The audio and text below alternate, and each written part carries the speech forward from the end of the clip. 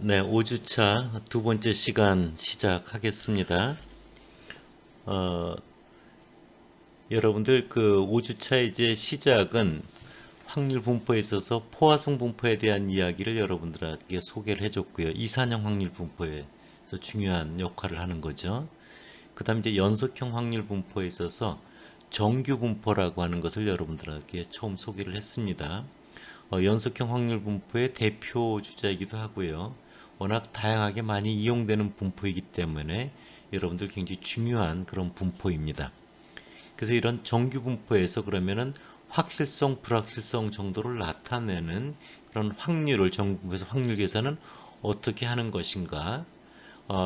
연속형이니까 이제 면적을 가지고 확률을 계산하는데 그 면적을 가져갈 때 확률 밀도 함수가 너무 복잡하잖아요. 루트 2파이 시그마 분의 1 뭐 2의 마이너스 2 시그마 제곱 분의 1 x 마이너스 이걸 직접 적분해서 확률을 구할 수는 없습니다, 여러분들. 그래서 그런 것들을 우리가 정규분포 확률 계산을 편안하게 할 수 있도록 모든 책에 보면은 표준 정규 분포 표라고 하는 게 다 나와 있죠. 그래서 그 표를 통해서 여러분들 확률 계산을 쉽게 할 수 있고요. 그런 것들이 모든 소프트웨어에도 내장되어 있기 때문에 여러분들이 확률 계산을 컴퓨터를 이용해서도 다 할 수가 있는 겁니다. 이와 관련해서 정규분포에서의 확률 계산을 어떻게 하는가를 한번 잘 살펴보도록 하겠습니다. 슬라이드를 넘길게요. 여러분들 먼저 그 표준 정규 분포라고 하는 말이 나오죠, 여러분들. 정규 분포 앞에 표준이라는 말이 붙었습니다. 스탠다드, 노멀, 디스트리뷰션. 이 표준이라고 하는 건 뭐냐면 평균이 0이고요. 표준 편차가 1인 정규 분포를 말합니다. 그래서 어떻게 하면은 이렇게 정규 분포를 이렇게 표준 정규 분포, 평균이 0, 분산이 1인 이렇게 간결한 정규 분포로 만들 수 있을 것인가? 그것은 정규화 변환을 통해서 가능합니다. 정규화 변환에서 이제 새로운 표준화 확률 변수를 제시라고 하면요, Z. 기존의 확률 변수는 X였죠. 정규 분포에서 평균은 뭐였죠? 뮤였죠. 나누기. 표준 편차는 뭐였죠? 시그마죠. 그렇죠? 네. 그래서 기존의 확률 변수 마이너스 평균 나누기 표준 편차를 하면은 새로운 표준화 확률 변수 제시됩니다. 그래서 그 Z은 X에 한번 뮤를 집어넣어 보세요. X에 뮤를 집어넣어 보세요. Z에 X에 뮤를 집어넣으면 뮤 빼기 뮤 0이 되잖아요. 그러니까 X가 뮤일 때 Z는 평균이 0으로 바뀌잖아요. 그렇죠? 그 다음에 X가 X 플러스 시그마라고 해보세요. X에 뮤 플러스 시그마를 집어넣어 보세요. 뮤 플러스 시그마를 집어넣어 보면 약분돼서 1이 되잖아요. 그렇죠? 그러니까 시그마는 1로 바뀌는 거잖아요. 그렇죠? 그래서 어쨌든 표준 정규 분포는 기호를 표현해 보면 제수로 표현하고요. 정규 분포 가로 열고 평균이 0, 분산이 1인 그런 정규 분포를 말한다. 그리고 확률 밀도 함수도 루트 2파이 시그마 대신에 2를 집어넣으면 루트 2파이분의 1이 될 거고요. 2 마이너스 2 시그마 제곱에서 시그마 제곱이 1이고요. 분의 제수로 바뀌었잖아요. 제수는 평균이 0이니까 z 마이너스 0의 제곱해서 그렇게 확률 밀도 함수도 훨씬 간결하게 표현되는 걸 여러분들 볼 수가 있습니다. 여러분들 항상 이 표준화라고 하는 걸 다시 한번 여러분들 좀 기억을 하고 지나가도록 합시다. 같이 한번 읽어보도록 할게요. 표준화, 스탠다디제이션. 그래서 거기 새로운 확률 변수 Z는 항상 기존의 확률 변수 빼기 평균 나누기 표준 편차로 표현된다는 걸 꼭 기억하세요. 한글로 기억하세요. 분자인 기존의 확률 변수 X 마이너스 평균 뮤 이걸 뭐라고 해요? 자기 값에서 평균을 뺀 걸 중심화한다고 하죠. 그렇죠? 중심화하면 편차를 합하면 얼마가 됐어요? 0이 됐죠. 평균을 0으로 만드는 것이다 이거죠. 중심화를 하는 이유는 중심으로부터의 차이, 편차에 관심을 갖기 때문에 그런 거죠. 그래서 우리가 항상 내가 우리 반 평균보다 좀 잘하는 편에 있나 못하는 편에 있나 이런 것에 관심이 있는 거죠.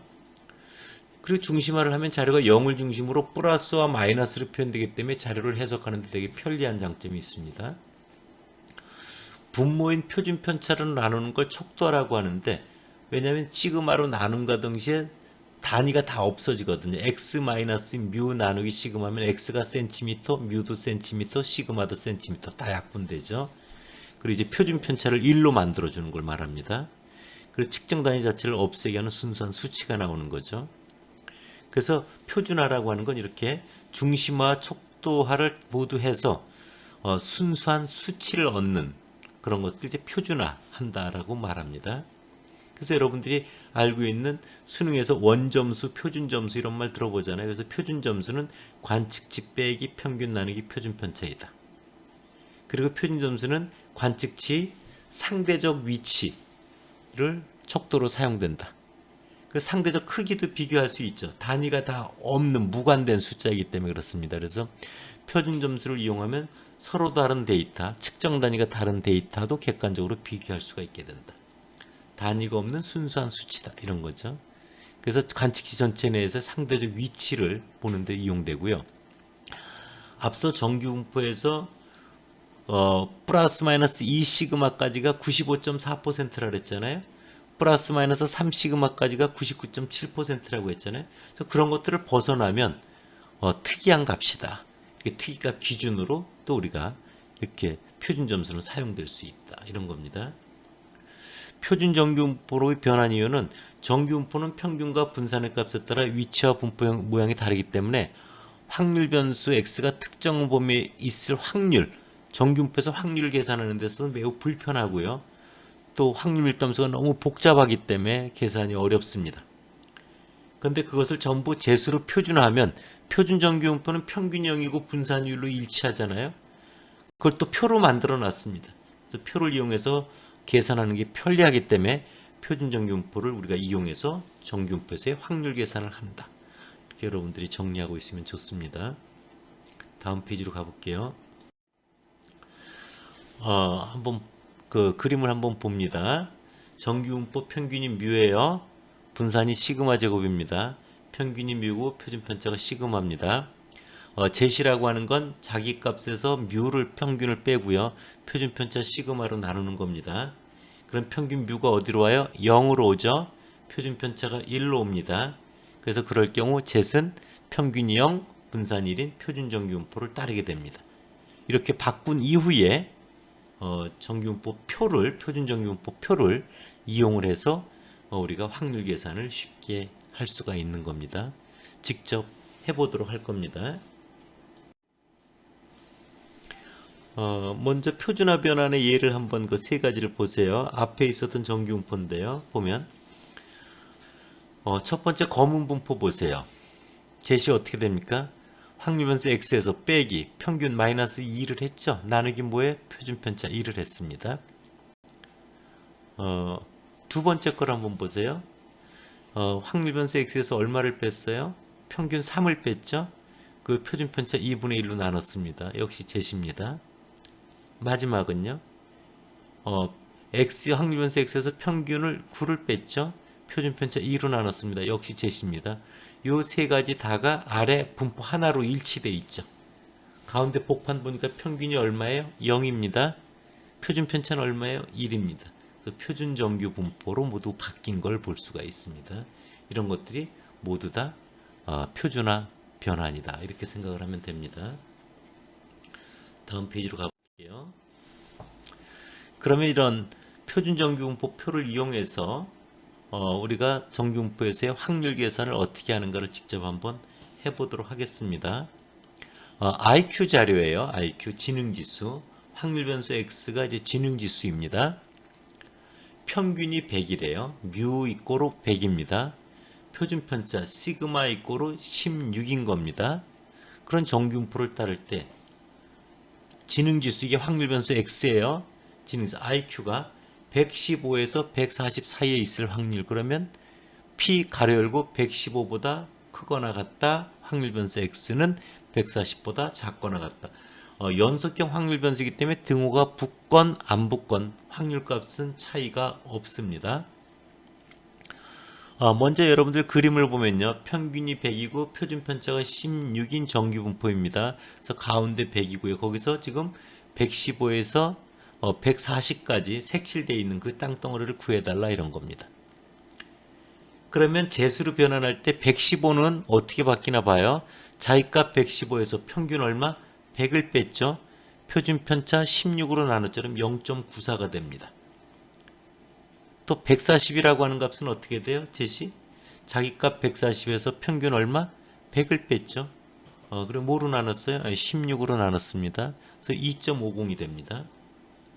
그래서 0.94 아래쪽 땅덩어리 면적이 0.8264고요.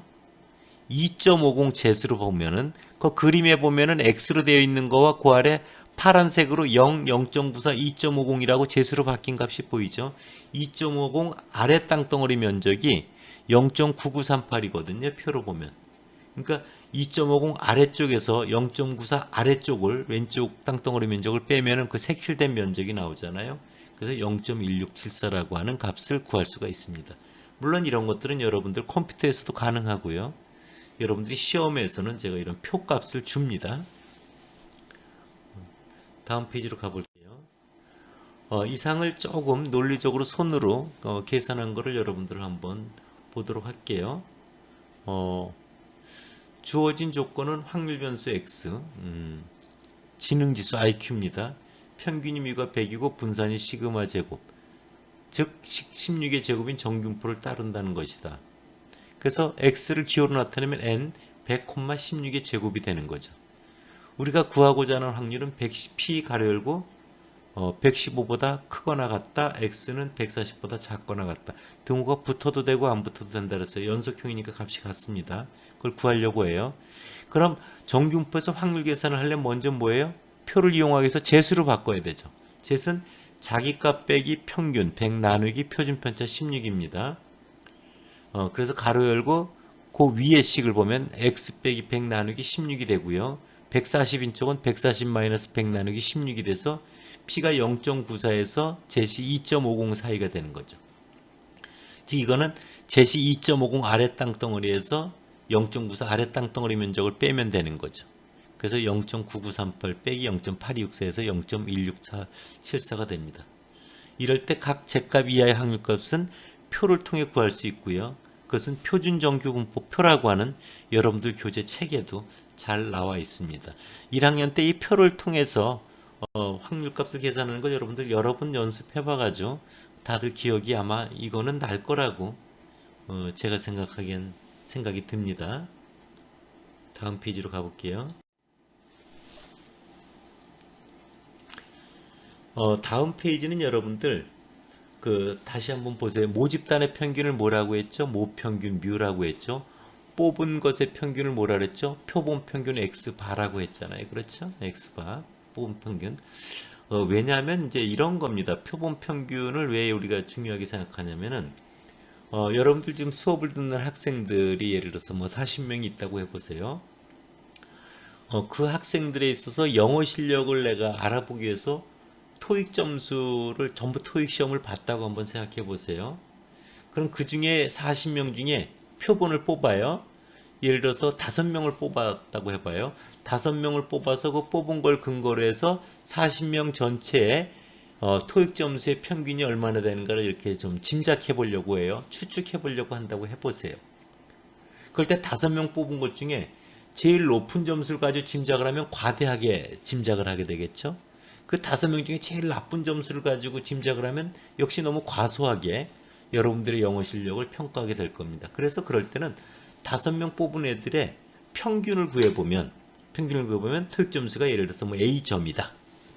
그럼 그걸 근거로 해서 전체 학생들이 어느 정도 평균이 될 거다라고 짐작하는 게 제일 무난하잖아요. 그러니까 표본을 뽑아서 그 뽑은 것의 평균치를 가지고 짐작하는 게 가장 합리적이잖아요. 그렇기 때문에 표본 평균의 분포가 대단히 중요한 겁니다. 그래서 한번 보면은 살펴볼게요.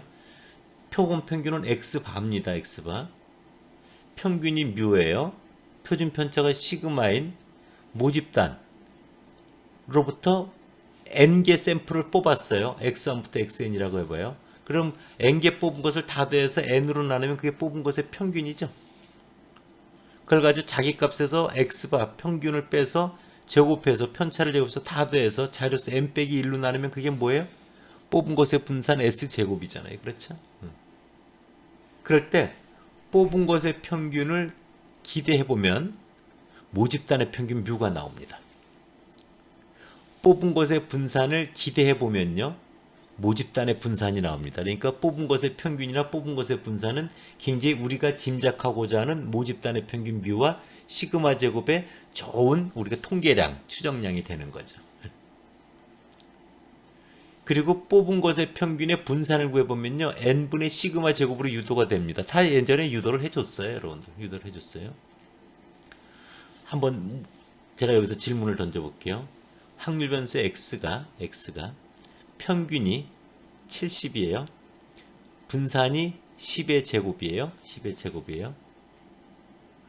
그럼 정규분포에서 25개 샘플을 뽑았다고 해보세요. 25개. n이 25예요. 그럴 때 x바 뽑은 것의 평균의 기대값은 얼마입니까? 뮤 70입니다. 70. 뽑은 것의 평균의 분산은 어떻게 됩니까? 10의 제곱 나누기 n 25. 그래서 4가 되는 겁니다. 여러분들 꼭 기억을 해두세요. 즉 표본 평균 x바는 모평균 무의 편의가 없는 거죠. 기대값이 모수와 일치할 때 그런 걸 이제 편의가 없다. 불편 추정치라고 얘기를 하는 거죠. 표본 분산도 모집단 분산의 불편 추정이니까 굉장히 좋은 성질을 가지고 있는 거죠. 또 표본 평균의 뽑은 것의 평균의 표준 편차는 뭐예요? 루트 n분의 시그마가 됩니다. x바 분산이 n분의 시그마 제곱이기 때문에. 그래서 이것을 뭐냐면 표본 평균의 표준 오차라고 합니다. 자, x바는 통계량이죠. 통계량의 표준 편차를 뭐라고 한다고요? 표준 오차라고 합니다. 통계량의 표준 편차를 표준 오차라고 합니다. 그래서 통계량은 변동이 크지 않은 게 좋잖아요. 그렇죠? KBS에서 조사한 거와 MBC에서 조사한 거와 SBS에서 조사한 결과가 너무 차이가 크면은 믿기가 어렵잖아요. 그렇죠? 그렇게 각각 얻은 통계량은 차이가 크지 않은 게 좋아요. 그래서 통계량의 표준 편차, 표준 오차는 작을수록 좋은 겁니다. 그래서 표본 평균의 표준 오차는 루트 n분의 시그마. 그래서 n, 표본을 많이 뽑을수록 표준 오차는 줄어들게 돼 있는 거죠. 표본 평균의 표준 오차를 루트 n분의 시그마, 스탠다드 에러라고 합니다. 통계량의 표준 편차를 표준 오차라고 하는 겁니다. 잊지 마세요. 이것은 뽑은 것의 평균, 즉 표본 평균이 모평균으로부터 얼마나 떨어져 있는 것을 나타내는 척도다 이런 거죠. 결론적으로 뽑은 것의 평균은 기대값이 모집단의 평균과 같고 표본 크기 n이 클수록 그 분산이 0에 가까워져서 표본의 크기가 클 때는 모집단의 평균이 뮤 근처에 자료가 이렇게 밀집되어 있다 이런 걸 알 수 있는 거죠. 더 나아가 모집단의 분포가 정규 분포이면 자 이런 거죠. x가 노말 n 뮤 시그마 제곱이면 뽑은 것의 평균 x바는 n 모집단의 평균 뮤와 같죠. 기대값이 x바의 기대값이 뮤였어요. 분산은요. x바의 분산은 n분의 시그마 제곱이었죠. 그러니까 이것이 정규화 변환을 하면 정규화 변환 젯은 이런 거죠. 기존의 확률 변수가 뭐예요? 지금은 표본 평균 x바입니다. 마이너스 평균은 뮤죠. 분산은 n분의 시그마 제곱이니까 그것에 루트를 씌우면 뭐가 돼요? 루트 n분의 시그마가 되는 거죠. 그렇죠? 그래서 그냥 x 마이너스 뮤 나누기 시그마와 달리 뽑은 것의 평균은 확률 변수가 x바로 바뀌었고요. 통계량의 표준 편차, 즉 표준 오차가 루트 n분의 시그마가 분모에 있다는 걸 여러분들 기억해야 됩니다.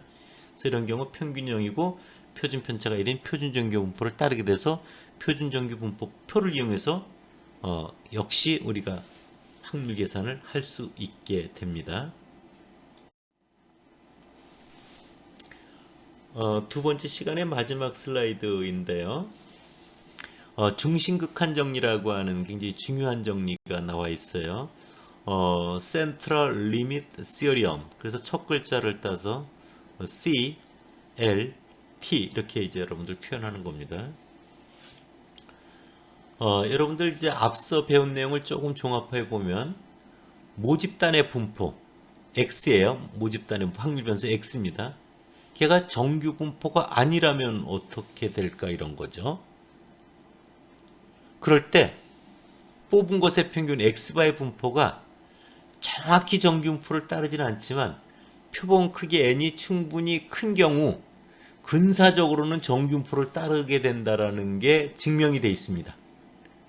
그래서 표본의 크기가 30이라고 하는 기준을 많은 책에서 적혀 있는데 그거는 편의상 그런 거고 절대적 기준은 아닙니다, 여러분들. 절대적 기준은 아닙니다. 그래서 많은 통계책의 표를 보면은 이 크기가 30까지만 이렇게 나와 있고 그런데요. 미국 책에 보면 그렇지 않습니다. 그 이상도 많이 나와 있어요. 그거는 그냥 편의상 그렇다 됐다라는 것만 여러분들 기억을 하면 됩니다. 이와 같은 사실을 중심극한 정리라고 하며 여러 통계량의 근사 분포를 구하는데 중요한 역할을 한다. 즉 다시 x가 노말 뮤 시그마 제곱을 따르면 x반은 노말 평균 뮤 분산 n분의 시그마 제곱을 따른다. 이렇게 알고 있었잖아요. 그렇죠? 근데 x가 정규 분포를 따르지 않는다고 하더라도 x바의 분포는 표본의 크기가 적정 수준이 충분히 크면은 노말 뮤 n분의 시그마 제곱을 따른다라는 게 근사적으로 따른다라는 게 우리가 중심극한 정리라고 하는 겁니다.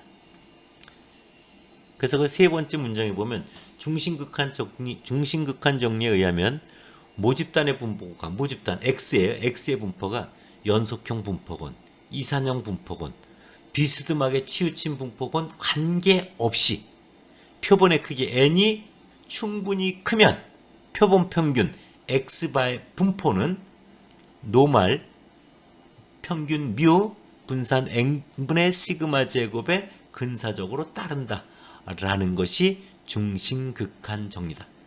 꼭 기억해 두길 바랍니다. 그래서 우리가 여러 이제 데이터 분석을 하는 데 있어서 뭐 회귀 모형도 그렇고요. 분산 분석 모형도 그렇고요. 그럴 때 이제 오차항에 대한 가정을 여러분들 1학년 때 기억을 좀 더듬어 보면요. 정규 분포를 따른다 이런 가정을 많이 합니다. 반드시 그런 건 아니지만 그렇게 많이 가정을 합니다. 이러한 가정을 한 이면에는 바로 이 중심극한 정리라고 하는 것을 생각해서 한 것이다. 이렇게 여러분들 기억하면 좋습니다.